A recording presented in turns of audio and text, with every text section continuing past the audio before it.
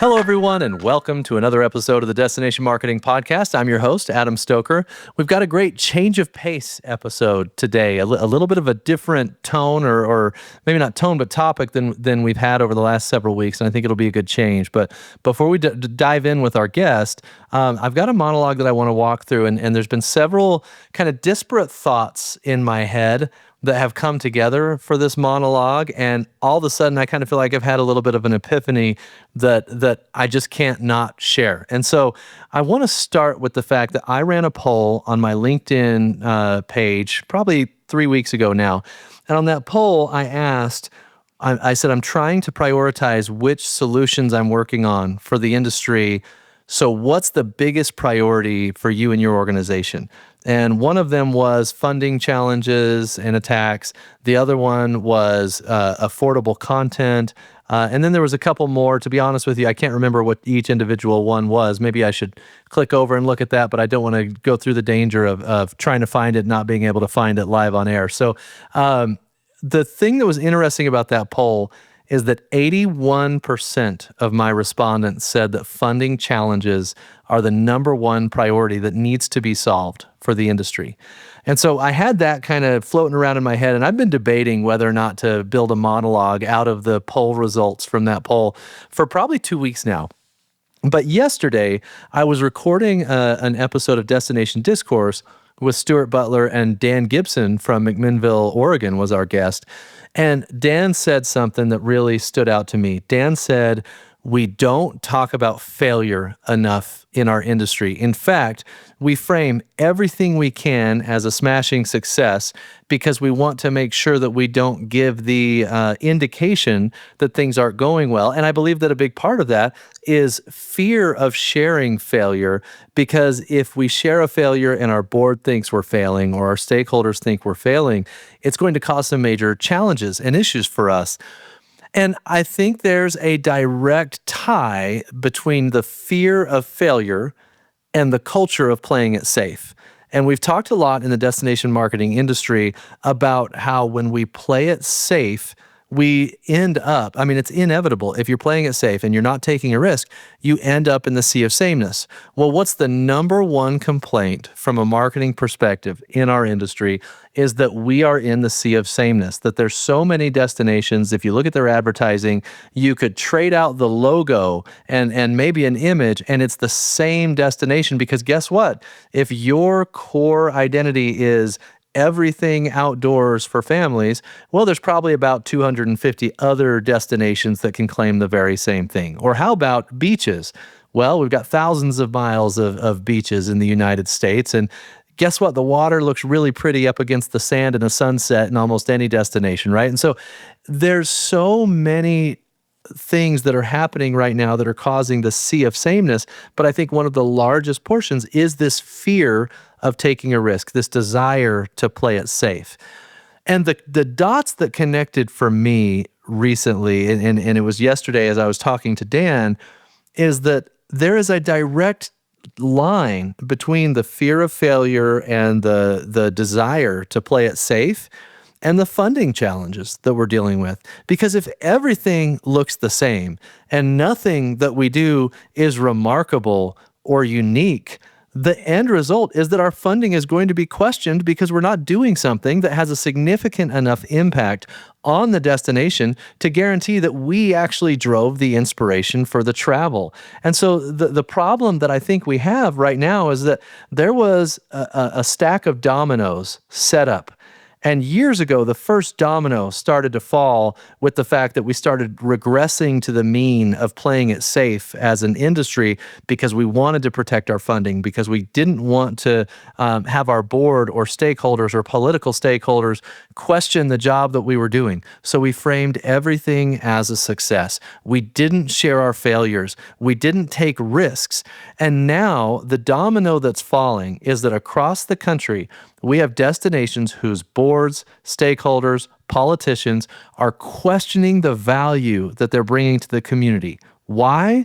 Because we didn't have the courage to take a risk and fail, and the result is the exact outcome we were trying to avoid by not taking a risk is happening anyway because the result was the sea of sameness. We all did the same thing. We fell into the same trap, and now we're trying to dig our way out of it. And I can assure you that the only way for us to dig ourselves out of the hole that we're in is to do something remarkable, to have the courage to do something outside of the ordinary and to do something that has a lasting impact on the destination. But my warning to all of you is that the larger the risk that you take, the larger the chances for failure, and the larger the failure could possibly be. But I can tell you, and I've said this before, I would much rather go down swinging, taking a risk, and doing something that can have a lasting impact on the destination than slowly averaging myself to failure. And I hope that everybody that's listening can make sure that you are not averaging yourself to failure,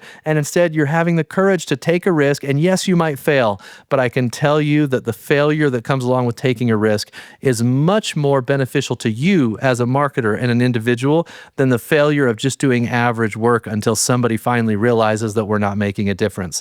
And with that, I want to bring in our guest today. Our guest, his name is Jason Gamel. And Jason, he's a little bit different than the normal guest that we have on. He's the president and CEO of ARDA.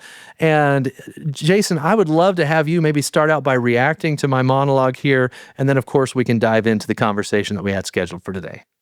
Adam, first of all, thank you so much for having me on the podcast.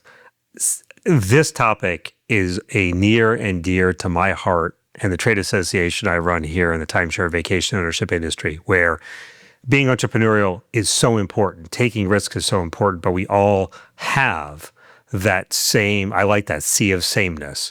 I call it superstition in our world, that people go with what they know works. And because it's hard to ever be dinged or someone hold you responsible in a negative way for doing what's always worked. The classic problem, though, as you mentioned, and a little different when you're talking about DMOs, I have the pleasure of serving on the board of the Virginia Tourism Corporation, so I understand and see how tourism dollars are spent and how people look to make investments and how you get held responsible, how boards look at dollars spent. It's difficult to take risks and it can be extremely challenging, but I'm going through the process right now of taking 2 or 3 major risks with my board in tow and being very informed with the idea that if we hit on 1 or 2 of these initiatives, it will be major. It's a major win. I mean, we're talking major success, but it's a leap of faith. And it is in that world of having to have the courage to do it, the backing from whoever your stakeholders are and understanding the vision, and then, take responsibility for it if it doesn't go well, and then talk about it. I think that's such a huge part, Adam, about learning. That after-action review when something doesn't go well is just as important as studying the success, right? What didn't go well here? What could have been tweaked? What could have been different? And was it timing? Was it just maybe this idea that we just all thought was great? It turned out it wasn't. What is it? And I think that's a big part of learning and success. Yeah, I really believe that you either win or you learn, right? And one of the problems with success is actually a crappy teacher. When you fail, you know what caused you to fail. You can see what led you to fail. When you win, you might think you know what led to the win. But in a lot of cases, there's still a ton of different variables that could have led to that win. And if you over-attribute what led to the win, you may make a huge mistake next time because you didn't realize what it was that led to that success. So failure allows you to shut doors, whereas success leaves a lot of doors open. A couple of things that you said I'd love to dig into a little later in the conversation after we've gotten to know your organization and mission and everything. I'd love to have you dig into some of the risks that you're currently taking because I love hearing about those. So I want to do that. But first of all, I need to know how many dogs you have because I heard them in the background. Sounds like they're having a great time. Tell me about the dogs. They're supposed to be quiet, darn it. I'm not sure how that happened. I've got a couple of dogs. They were right too close, I think, to the microphone. Maybe that's my first fail. That normally you don't hear them. But I've got 2 great dogs. They're usually my companions here in the office with me whenever I'm working from home. It was great. We've got a great family, live here in Northern Virginia, and this has been home for about 9 years, or 7 years, excuse me. We're just hit our 7th year here in Northern Virginia after spending a long career in Orlando and a little bit of time on the West Coast too, but found ourselves here in the nation's capital. Great. Well, Jason, do me a favor and tell me a little bit about your background and what led you to where you are today. And then I want to get into ARDA as an organization. Okay, sure. I started in, like every young lawyer graduating from law school, I graduated in the mid-90s. And, one thing they don't really tell you or you start looking for jobs, I can say one field that I never thought I was going to end in is practicing in the world of the timeshare regulatory and development practice. I was fortunate enough in late 90s to get a job in Orlando with a firm that did a lot of real estate hospitality work. And one of the specialties they had was working with timeshare developers. And so I spent about 6.5 years with this law firm, both in Orlando and Los Angeles, working in all types of hospitality. It was a lot mostly in resort development, timeshare development, hotel development, learned both East Coast, West Coast. Then I did a stint with the trade association with ARDA in 2004, spent 9 years doing all types of state legislative and lobbying work, working with all types of groups in the hospitality world, understanding, again, the hospitality scene, real estate, and what made tourism go. Then I worked for one of our members. At the time, that was Wyndham Vacation Ownership. Now the company is Travel and Leisure. Spent about 6.5 years in-house with those folks, learned a lot more about the business, and then moved to DC 7 years ago to head up as the president and CEO of a trade association that represents the timeshare and vacation ownership industry. Great. So what's the mission then of the organization? So our mission is truly to serve, to connect our members. That's a big thing we do is the meetings world. We serve as the voice for the vacation ownership and timeshare industry. We lead communications efforts. We do our reputation work. We also have, and probably our primary responsibilities of the government relations side, where we do work both at the federal level in all 50 states, in the state legislative and local, state, federal, and local legislative world. And we also produce a lot of research through our ARDA International Foundation.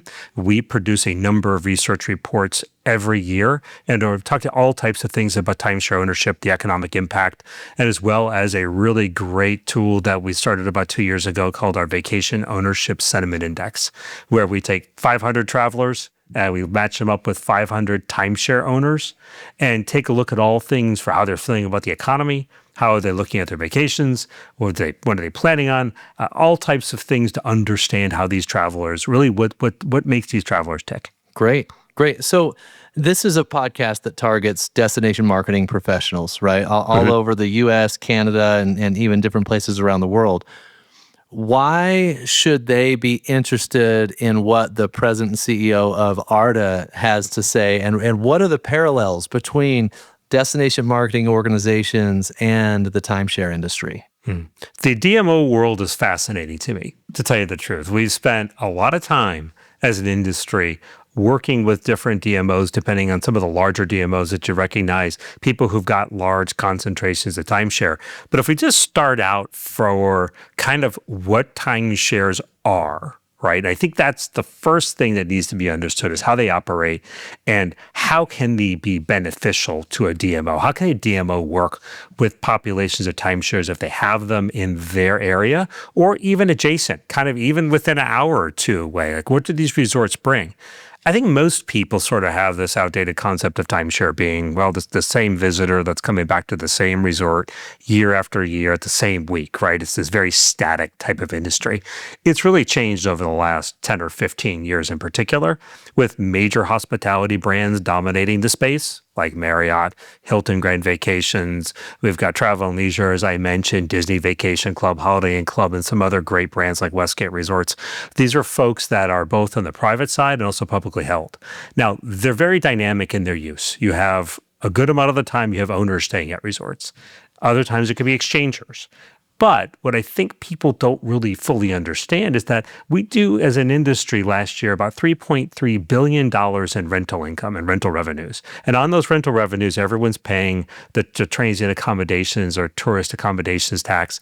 They're all paying taxes on those stays. And they're truly the ones who are adding to that tax base. And so there's a lot of transient activity taking place at timeshare resorts that make it so that way these visitors are those that when they get in residence, as a recent research just shows, per family, you got about a family of 4 as an average party size going to a timeshare, they spend just a hair under $5,000 in each one of those trips they take.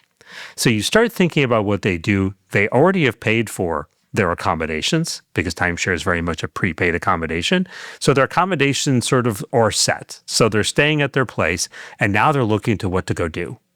And that's where that DMO and so it's one area where they can really connect with timeshare developers is once they're in residence and they're there for 7 days on average, what are they going to do with those 7 days? And how can they take advantage of all of the opportunities that there are locally? And also from a DMO standpoint too, to chat about a little bit, how can they actually provide housing? Because I know so much of what DMOs tend to want, and they should do, and their jobs are, is to bring people into the area. Where are they going to stay? Bringing groups in, large group business, or any type of travelers, where do they stay? And there's certainly partnership opportunities there to get people in residence, same way they do for hotels. Yeah, that's a thread I'd like to pull on, and one that I didn't even consider maybe as much as I should have in our previous call where we kind of planned out this episode. You're suggesting that for the timeshare industry, when a DMO is bringing in an event, there are opportunities to partner with the timeshare and allow the event attendees to stay in large groups at these timeshare locations. Am I understanding that correctly? You are. Now, different developers see things differently or different resorts. However, when you're looking at, especially time during the summers, let's say there's summers or there's opportunities to when you're bringing in people, meeting people on vacation, it may not be a holiday, for instance, where you may have a lot of owners in residence. There's plenty of opportunity because a number of our developers truly see the rental market not only as a way to be able to monetize unused inventory, it's also a great way to expose people to the product. And I think that's something that you'll see different developers and markets that they're very interested in doing. Many of them have gotten more sophisticated in their reservation systems. They have the ability now to truly work with other reservation systems, more like Amadeus and things that are more of your hotel platform world. Yeah. You're being able to work together or use, you can really use technology to connect the systems to be able to see real-time inventory that can be reserved and blocked. That has been a challenge for us in the past where reservation systems were a lot more closed. They were a lot more specialized just to the timeshare. The world has gotten much more sophisticated knowing that there are so many additional platforms in which you can get inventory seen, and that gives these DMOs another opportunity. And especially, and if you think about it, you're also talking about a type of inventory that isn't necessarily at many hotels except for extended stays, right? It's multiple bedrooms, it's full kitchens, it's laundry facilities, which might be really important if you're bringing sporting events there where people need to do laundry on a regular basis. Yeah, you could find ways that full families or multiple families could even stay in one unit, which is attractive. Yeah. So for the DMO professionals that are listening, I just want to kind of walk through the timeshare model and how that model is relevant to them. You stated pieces of it, but I just want to make sure. So first of all, timeshare is a program where people buy, technically, like they own the real estate, but they own a share, which allows them to have their time that they share certain times throughout the year. It used to be that was at a fixed property. Now that's really kind of become a network of properties in which they can buy. I think Marriott Vacation Club and things like that, right? But what happens is there's clearly more inventory available, at least in the aggregate, than there is people who own or at least who use, because there's plenty of owners, but then the usage varies. And so when there's unsold usage where owners haven't accounted for all the rooms available in a resort, they rent those nights that are unused to non-owners, and they can pay a rental amount. And that's where that $3 billion of impact comes from, or 3.3, I think you said, Jason. So that comes from the rental program, which at this point, with the volume of rentals that's out there, for some DMOs, especially resort DMOs, a major portion of your transient room tax could be coming from those rentals, from the timeshare ownership in your destination. And so the time to think about, okay, how do we now take this inventory that is a resource for us and a revenue generator for us, and how do we intentionally make it work for us, as opposed to, hey, this is happening and it's awesome, but we really don't have a relationship with them. We really don't work directly with them, but it's great when that rental income comes in. So now I think it's time as an industry that we look at that inventory and say, okay, how do we, maximize the value of the rental income and get more people to rent within the destination because that generates the tax revenue for us. But B, how do we activate the travelers once they've arrived in the timeshare location and activate them to spend as much money for as long as possible? And I think that's the real opportunity for partnership, is those two things with the timeshare industry. Is that a fair kind of summary of what we're talking about, Jason? Did a really good job there. Adam, you did a really good job. And that's a thing that's so important to mention, is that when you take a look at that unused inventory, it's usually owned by the developer itself before it's sold. So it's not taking away necessarily from anything that their owners are using, or sometimes it's really finding a use for that inventory that exists. And I think that's what's really sort of important as far as what we do, is that we're looking at the inventory that could be truly used and that you could have for use. And it's going to be a great inventory for those DMOs to link into. It's a nice fit. It fits a real big need, and they generate taxes because they have all those rooms. Sort of, they're known. They're people who collect those taxes right up front. So really the locality is getting the benefit of additional type of accommodations, which, I know there's a lot of short-term rental activity taking place in these areas too, but there's going to be in these resort-style properties. They're a lot of times located near where meetings are taking place or where people want to stay, and so it provides a good opportunity, great option. I want to announce today the creation of a new program where we're converting the CMO Jam model into a mastermind group that's called DMO Jam. So DMO Jam is, we're going to set up several cohorts of 10 destination marketing professionals, similar to the group that we've had here today, that will actually meet in a more formal structure and ongoing cohort throughout the year. Each cohort will meet monthly, and it'll be a couple of hour meeting, and we won't try to fit everything into one meeting. We can do it monthly now because we know it's recurring. Quarterly, we're going to get all of the cohorts together on a virtual meeting to where it's an expanded discussion. And so that's coming. There's going to be one in-person retreat for all the members and participants of DMO Jam on an annual basis. I'm going to meet twice a year with each individual participant for one-on-one discussions to see if I can help out. And that's something that I'm going to offer as part of this at no additional cost. It'll be part of the program. And then the cool thing is, like we've done here, we're going to record every session, and anybody that's a member is going to have permanent access to the content of DMO Jam and get to see what their peers are doing and experience what's happening in each individual cohort. What I'm really excited about is building mastermind cohorts where we can actually connect with each other and grow together and share ideas and communicate. So this is a paid mastermind group where it's application only, because I'm only so scalable as a moderator, and maybe we'll solve for that in the future. So if you want to participate, there's a QR code on the screen right now, or you can go to dmojam.thebrandrevolt.com and you can sign up there and apply to be a member of DMO Jam. But I think this is an opportunity for us to do more of this. Instead of one-to-many discussion, many-to-many discussions, and continue on and have now a group of peers that you don't have to worry about, this is also a stakeholder that may be upset with how I'm doing something. There is no political baggage here. Atlantic City and Milwaukee can work together as peers to figure out how to progress together as professionals. So I'm so excited for this. We've been working on it for a really long time to push this live, and I'm really proud that we're launching it. So if you want to participate, if you want to be in one of the early cohorts, scan the QR code, apply, and my team will reach out to you and schedule kind of an intake call where we can look at what your needs are, your goals are, and put you in the right group to make sure that the group together is successful. We've done a good job of kind of painting the picture now of why it should matter. I want to get into the how, because I think this may be where a lot of the friction is, right? Because it's great to have you, someone who represents the entire industry, here on the show talking about it, but in an individual destination, there might be 10 or 12 different properties, or there might be hundreds of different properties within the destination.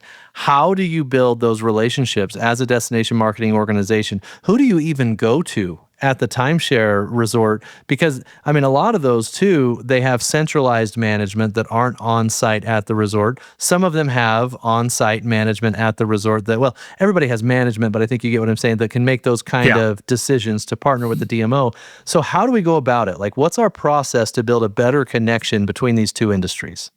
Yeah, those are some great points to bring up because when you look at it, I think it's a responsibility of both the timeshare industry and the DMOs themselves.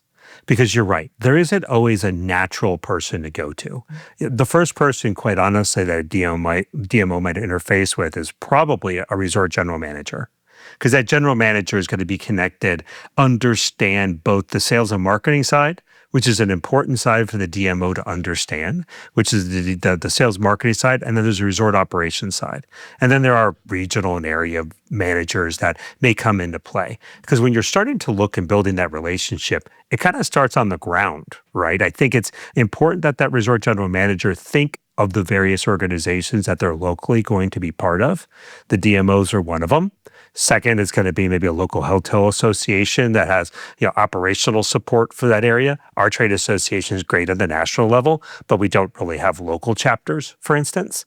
And we do interface at the higher levels, which is important. I'd say I myself will go out and work with a number of DMOs and heads of DMOs. I see them through my relationships with the U.S. Travel Organization. I meet a lot of DMOs that way, but it's also connecting industries, right? Because we can connect at a high level. It's got to be on the ground. It's got to start with that resort manager and understanding, all right, let's just first build this relationship to see what opportunities there are. Of course, there are opportunities to promote local attractions. Of course, there's opportunities to be able to promote restaurants and different activities that take place to see that timeshare owners or occupants who are there in residence can really take advantage of all the things that are taking place locally. And then when it comes to the bigger picture, how do we get heads in beds, for instance? That's where they're going to have to connect with that resort general manager who have to put them in touch with the right people in the organizations, because it may not always be so clear that, oh, that's the person I need to deal with. Okay, I'm dealing with the hotel owner or the hotel manager. They're the ones who have a responsibility and ability to do so. A lot of times, occupancy of a resort, it kind of wraps up to that larger system that you're talking about. So if you're talking about that Marriott Vacation Club, there's 100 plus, almost 200 resorts in that system. Well, it's all controlled by one big reservation system that has access to that inventory. That's where those relationships and those discussions kind of go once you've done talking with the resort manager to see what kind of availability there might be or how they can work to accommodate a DMO. Yeah, and so, I mean, when we talk about meetings then and the opportunity that's there with meetings, if we're in a shoulder season of some sort, which I think a lot of meetings do end up during those times, there may be a massive inventory opportunity that you can tap into on the timeshare side that you've never really even looked at before as a DMO. So maybe instead of turning away a meeting because you didn't have enough rooms for that event or something like that, now you may have access to a massive, I shouldn't say massive, it depends on the destination, but at least a fair amount of inventory that you hadn't considered. And maybe now you can accommodate an event that you would have turned away in another scenario. Absolutely. I think that's something that you should consider. And it's worth exploring because I do think unless people sort of grow up and someone tells them about the timeshare industry, informs them, educates them regularly, because even just like so many businesses, if I asked you about technology and the challenges of DMOs today versus 5 years ago, they're different. I mean, some stay the same, but things have changed, right? This is our world. I often joke long-term planning is what's taking place in 3 months. Maybe 3 to 6 months is long-term planning when you start thinking about the way things change so much in the way travelers are traveling, travel preferences, and world events. But if you look at understanding how the industry works and understanding that rental revenue does help your local promotional efforts, because even though the timeshare industry may not be front and center when you're talking about how do we promote a destination, they are contributing. They are bringing visitors back. Timeshare resorts generally run at about 80% occupancy. Now they can drop, and in some systems they're well over 90% of them. If you want to go to any of those Marriott resorts in Hawaii, they run 95% year round. Right? They're it's crazy how the resorts are full, either full with exchangers, owners, or rental guests. But when you look at the shoulder season, for instance, that provides great opportunity where Yeah. that's probably where it's going to be a little lower than 80 perhaps. And there's going to be some great opportunities to be able to get people in those beds and produce taxable and produce a tax base. So who, from a destination timeshare partnership perspective, who's doing this really well? So we've got a few places we've taken a look to. So I did a little bit of snooping around, even in my own state, when I started looking around. And Williamsburg is the place that comes to mind where you've got a really, and that's a little different in Williamsburg because Williamsburg's got a great hotel base, but some of the nicer properties they have there in Williamsburg are timeshare resorts. So some really nice timeshare developments. And it provides, if you go to the website and you're looking at properties, I did some research. So you take a look and you see the way that properties are being showcased on the website, which is great to see for people to stay. Again, rental revenue, they know it's good for local tourist tax base, so they're really there to promote it. There's a high amount of inventory, so they know that these are areas where if you're going to have events, and especially around just when we had the big 250 celebrations, those timeshare resorts were packed, right? Those became home base for so many families who came to Williamsburg to experience all of those 250 anniversary celebrations, especially around the 4th. There's some wonderful things taking place. And there's some great, wonderful promotions. When I go to those timeshare resorts in Williamsburg, I see plenty of brochures. I see plenty of people talking, activities desk directors, because every timeshare resort, especially in those areas, will have an activities director. And you look at the way that they're catering to families and travelers, there's natural opportunities for DMOs to educate those staff members about what to do while they're there to really help promote local businesses. And I think they're doing it really well there in Williamsburg. It's one of the places that I noticed is doing well. Other places, they hide a little bit more because there's just so much more overwhelming hotel inventory. But Williamsburg provides a unique opportunity because the timeshare inventory is so big and it's good quality inventory. And I think that provides great opportunities there. Well, and the reality is, no matter what destination you're in, and you mentioned putting collateral in the rooms for the guests in Williamsburg, that's low-hanging fruit. That's something that can happen in every single destination. Like the table stakes at this point is just put collateral in every single room so that you can help the visitor understand how to maximize their experience and, of course, maximize the value they're bringing to the community. Mm-hmm. And so at a minimum, from a partnership perspective, that seems like low-hanging fruit there. I do want to, I think there's a little bit of a elephant in the room, and I want us to have the opportunity to address it, and that's that timeshare has had a stigma for a long time, right? And I think you've done a lot of work to try to reverse some of that, and I think some of your predecessors have even done a lot of work to try to reverse some of that. But what do you say to destination marketing organizations or destination marketing professionals who may still, have some of that leftover stigma from the stereotype of the timeshare salesman and things like that? How do we address that so that people feel comfortable reaching out to their local timeshare partner? The timeshare industry has certainly evolved over the last 10, 15, 20 years. You look at the entrepreneurial nature of the business, say 20 years ago, lots of independent brands. There still is a lot of marketing that takes place in hotel lobbies. So, many times if you go to hotel lobbies, you're going to find perhaps someone there who's managing an activities desk or a concierge desk that's there from the timeshare space. There's still a lot of interest that's generated through face-to-face marketing for people to take timeshare tours. What has changed quite a bit, given the digital age, is a lot more happens online. A lot more has happened as far as best practices over the last 10 or 15 years. As the major hospitality brands have been brought into the business, they have brought with it a different viewpoint to the consumer. When you're looking at a Marriott, a Hilton, Holiday Inn Club, all of these folks who are looking at a consumer that had been with them, say, for 10 or 15 years, they're looking at the long-term relationship they're building with that consumer. Once somebody spends an average purchase price for a timeshare for a 1 week, 2-bedroom equivalent is about $25,000. So if you start looking at the initial dollars up front someone's making, that's significant. That's a lot more than just, say, 7 days worth of hotel stay. And once that person's committed to a brand and operator, they've really said, I trust you now at this point in time. And so what are we going to do over the lifetime of my stay and my time as an owner? And if we find that, normally speaking, an owner buys either 2, 3 to 4 additional transactions throughout their ownership lifecycle, understanding that their family needs may change, their desires to vacation more once they start becoming familiarized with the product. These things have led to a different sales and marketing process. And let's also face it, the advent of the internet and information that exists out there, it's certainly flattened the world as far as information is concerned. So consumers come in with a lot more knowledge. They ask a lot more questions. We do a lot to educate consumers, as a matter of fact, on our various websites. We've got a great website called gotimesharing.com. You go to Go Timesharing. We try to give consumers tips. What are you going to ask when you go on a sales presentation? What are the things you should be concerned about? A good informed consumer is going to make the best long-term owner in our mind. So I think you're right. There's people who will still say, the baby boomer generation maybe has a full-on, either I love it or I hate it. Yeah. When you do research, and we do this every year, we survey thousands of timeshare owners.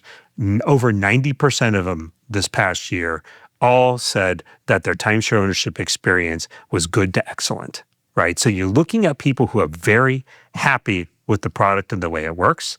We still continue to work on the bits and pieces that we can control and understanding what goes into the decisions to buy. And if you look at the younger generation, Gen Z and millennials, who now make up more than half of all new timeshare purchasers, are coming from Gen Z and millennial world, they have a different viewpoint of it. And I think that's starting to slowly change as they understand the sharing economy better than just about anybody. They're looking at this very different than older generations. So there's a lot of things that affect, a lot of variables right now. Awesome. Well, I mean, Jason, for me, it's always fun to talk to somebody else who's leading an organization, and you alluded earlier to the risks that you're taking this year. I'd love to hear about a couple of those risks. So we could say, two of the big risks we're taking. So for one, as an industry, we have faced, and a hospitality industry has faced consolidation in our world. One of the big risks that we've been taking is how do we look at all of our meeting offerings and our membership offerings, understanding that 5 years from now, we're going to be very different than we are today. And that really starts saying to yourself, because as you well know, when you're looking at meetings, and we'll have meetings, our annual meeting used to be 4,000 people. It's down to a little under 1,000 now. Now, mind you, it's 1,000 really quality people there, but that's a very different show. Yeah. That's no trade show floor. That's not taking up nearly as much space as we need to. Thinking about where we're going to be in 3 or 4 years requires us to make decisions in booking hotels and places where we're going for our meetings, which is you're sort of betting on certain outcomes 3 to 5 years from now, when you realize so much can happen between now and then. That's the one big thing. The second thing, which is kind of fun here, Adam, which is really, like today, like we're almost there. We decided to try to do what we possibly can to help our members with certain costs and expenses. So we decided to actually start our own insurance program, not just an insurance program, but we're starting a property insurance captive. So basically, ARDA is getting into the insurance business as an insurer itself. Now, it's taken us about 2.5 years from concept to at about 2 weeks finally getting there. But I can tell you, it has not been inexpensive. We've spent hundreds of thousands of dollars in startup costs, and we're not guaranteed to launch in 2 weeks. But what we're trying to do is, for the hotel and timeshare world, all type of resort properties, we may have, which I think is there are less than 5 of these that exist in the United States, association-owned property insurance captives. So we're trying to come up with a solution to help hotels and resorts manage their property and hopefully all types of other insurance costs that doesn't exist today in the marketplace. And that has been one of those leap of faith for our members to say, okay, what do you want to do and how? And once you lay out the vision and say, well, this is what it could take, there's going to be some bumps along the way, and it's not cheap. But if we succeed, we change the game. And I think those are the type of things that are important as leaders to really set forth a vision and give it a run. And you never know. We may not do it. I feel like we're going to do it. And if we do, we could really make a difference. I applaud you for taking that risk, because it's kind of where we started the conversation.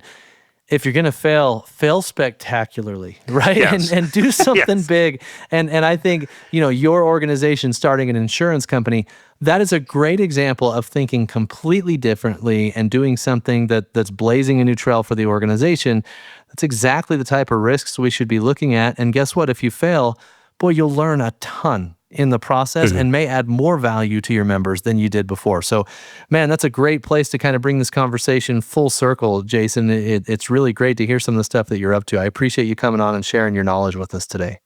Well, thank you for the opportunity. Hopefully, this gives some of your audience a few more ideas of how to expand their reach, how to really stretch, how to provide more member value, and ways to promote their local organizations. And if they aren't already doing it, we're always happy to talk to people about making introductions. I'm always happy to do it if people find us on our website, arda.org.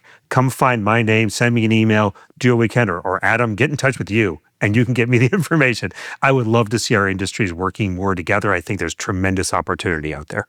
I do too. And I would urge anybody who doesn't know where to start in their destination. That's the reason ARDA exists, right? Is to be able to help build that bridge amongst a lot of other things. So really appreciate you, Jason, coming on. This has been a lot of fun and enlightening for me, and I'm sure for a lot of our listeners. Well, thank you very much, Adam. It's been an absolute pleasure. Awesome. And thanks everybody for listening. I hope you enjoyed today's episode. And if you did, please make sure you leave us a rating or a review. It helps us continue to bring you amazing guests like Jason. Thanks everybody, and have a great week. Ever since we did CMO Jam at Esto last year, my inbox has been full of people saying, okay, when's the next one? When are you going to do the CEO Jam? When are you going to do Digital Marketer Jam? So on and so forth. And it's something that we've put a lot of thought into. And after seeing the success of the CMO Jam product last year, we wanted to make it more frequent. We wanted to make it more scalable. And we've been working on a solution to that. Right now, I'm looking for CMOs who want to participate in the CMO Jam that's upcoming, probably in the next couple of months. And I'm also looking for people who would like to be a part of additional roundtables. So CMO Jam was where I had 10 CMOs around a table, and we talked about the issues facing our industry and how the destination marketing industry can move forward from a marketing perspective. If you're a CEO and would like to be part of a CEO roundtable, hit me up, adam@thebrandrevolt.com. Same if you're a CMO, or if you're part of another group that you'd like to do a roundtable sitting around with your different peers and have me moderate a discussion that captures really good value for the entire industry, something that everybody in the industry needs to hear.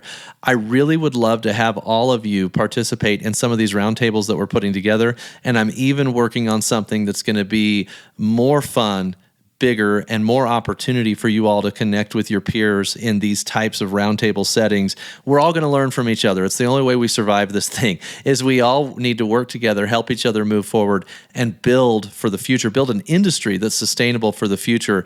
And there's too much one-to-many discussion going on. I want many-to-many discussion going on. And the way to do that is through these roundtables. If you want to participate, hit me up, adam@thebrandrevolt.com. We'll set up a roundtable. We'll get you involved in some of the ones that we already have planned. And I think it's going to be a great way for us to continue to push this industry forward.